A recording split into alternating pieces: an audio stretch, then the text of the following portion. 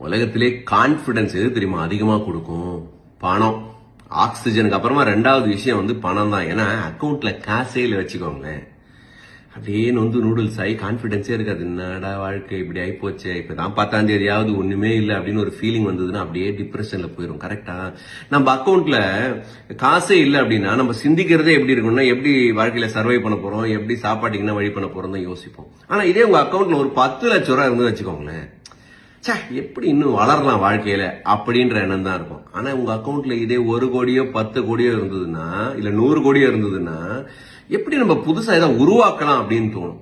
So பணம் அப்படிங்கிறது ஒரு டிஃபரெண்ட் லெவல் ஆஃப் கான்பிடன்ஸ் எல்லாருக்குமே கொடுக்கும். எவ்வளவு வச்சிருக்கோன்றத பொறுத்து தான் இருக்கு. அதனால பிடிச்சிருக்கோ பிடிக்கலையோங்க, பணம் இருந்தா மட்டும்தான் வாழ்க்கையை நடத்த முடியும். அந்த பணம் இருந்ததுன்னா மனதுல ஒரு அமைதியும் ஒரு கான்பிடன்ஸும் கிடைக்கும். வாழ்க்கையில எதை வேணா சாதிக்கலாம். தேவையில்லாம மத்தவன் என்ன பண்ணிருக்கான்றதெல்லாம் கம்பேர் பண்ணாதீங்க. நிறைய பேர் அதனாலதான் வந்து வாழ்க்கையில உருவிடாம போறாங்க.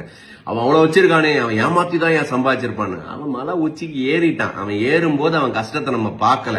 1-2 பேர் தப்பு பண்ணிட்டான்றதுக்கு எல்லாருமே அப்படி கிடையாதுங்க. நீங்க அந்த மலை மேல எப்படி ஏறலாம் தான் யோசிக்கணுமே தவிர, இங்க இருந்து உட்காந்து சோம்பேறித்தனத்தை வச்சுக்கிட்டு அவன் மட்டும் சம்பாதிக்கிறான் சொல்லக்கூடாது. உங்க வாழ்க்கை உங்க கையில தான் இருக்கு.